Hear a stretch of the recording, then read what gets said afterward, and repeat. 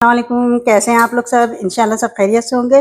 अच्छा देखें, आज मैंने बनाई है बहुत ही मज़े की, बहुत ही लज़ीज़, मैंने मक्खन से बनाया है हरियाली बोटी जो बहुत मज़े की है। आप इसे नान के साथ खाएँ, चपाती के साथ खाएँ, दोनों के साथ बहुत मज़े की लगेगी। तो चलिए देखें हम इसे किस तरह बनाते हैं। देखें ये धनिया है, 1 मुट्ठी धनिया, 1 मुट्ठी जो है मैंने पुदीना धनिया लिया है और ये मिर्चें हैं, 3 हरी मिर्चें हैं और ये लहसुन है, 4 से 5 जवे हैं, इसको मैंने आधा-आधा कर लिया है। इन सारी चीज़ों को मैं मिलाकर पेस्ट बना लूँगी।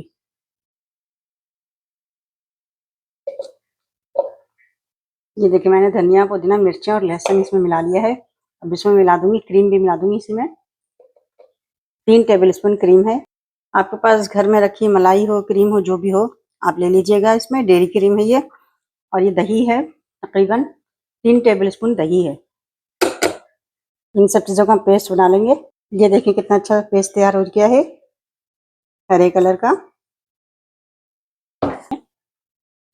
देखिए कितना प्यारा सा कलर आया है।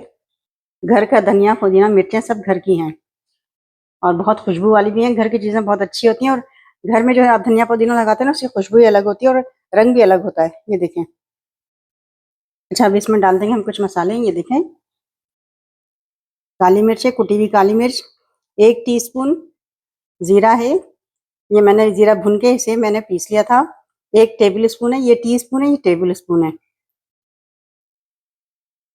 और ये चाट मसाला है 1 टेबल स्पून और नमक है 1 टेबल स्पून। नमक अपने हिसाब से रखिएगा। इसमें हल्दी, लाल मिर्च ये सब नहीं जाती है, वरना रंग चेंज हो जाएगा इसका अगर हल्दी और लाल मिर्च डालेंगे तो। देखिए थोड़ी सी इसमें डाल देंगे हम कसूरी मेथी और इसमें डाल देंगे हम आधा लेमन डाल देंगे। अच्छा अब इन सब चीज़ों को हम अच्छे से मिक्स कर लेंगे। देखें चिकन मैंने इसमें सारे मसाले अच्छे से लगा दिए हैं। अब इसे मैं तकरीबन 2 घंटे के लिए मैं रख दूँगी। आप चाहें तो इसे पूरी रात में लगा के रख सकते हैं और सुबह पका सकते हैं। अगर आप इसे बीफ और मटन में अगर पकाना चाहेंगे तो पहले बीफ और मटन की बोटियों को आप जो है नमक और लहसुन के साथ उबाल लीजिएगा। जब वो गल जाएँ तो फिर उसमें इस तरह के मसाले लगा के आप उसे रख दीजिएगा। फिर जब भी चाहें आप इसे पकाकर खा सकते हैं, फ्राई करके खा सकते हैं। अच्छा देखिए मैंने एक तवा चढ़ाया है, फ्लेम ऑन कर ली मैंने। अब इसमें मैं डालूँगी ऑयल, 2 से 3 टेबलस्पून इसमें ऑयल डालूँगी और 1 टेबलस्पून मक्खन। अच्छा मैंने मीडियम फ्लेम रखा हुआ है, एक-एक करके बोटी इसमें रख दूँगी।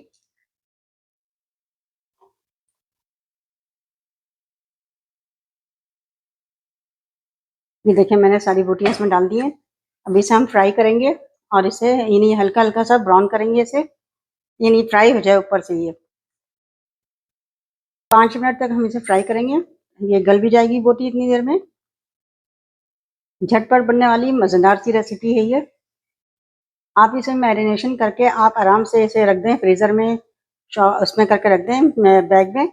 अब जब भी इसे आप ये यूज़ करना हो आप निकालें और इसे इस्तेमाल करें। ये ख़राब नहीं होंगे, तकरीबन 1 हफ़्ते तक आराम से चलेंगे ये। इस तरह मसाला लगा के आप रख दें इसे। अच्छा मैंने मीडियम फ्लेम पे इसे रखा हुआ है।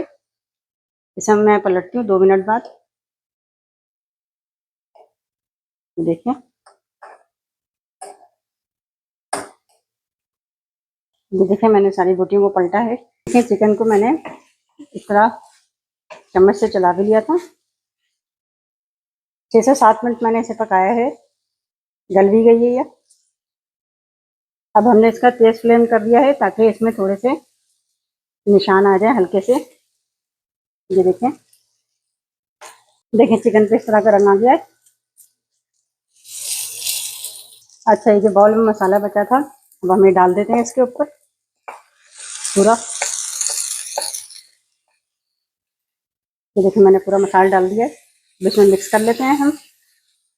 आप चाहें तो बोटी ऐसे ड्राई भी रख सकते हैं और ये थोड़ा सा मसाला मैंने लगाया है, इसकी हल्की सी ग्रेवी बन जाएगी, ये भी रख सकते हैं। आप इसे पराठे के साथ खाइए, बहुत मज़ा आएगा इसे खाने में।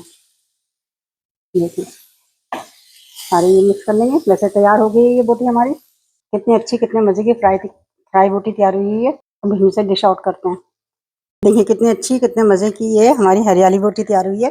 इसमें हम डाल देते हैं ऊपर से थोड़ा सा मक्खन, इससे और मज़ा आ जाएगा। ये देखें मेल्ट किया हुआ मक्खन है ये।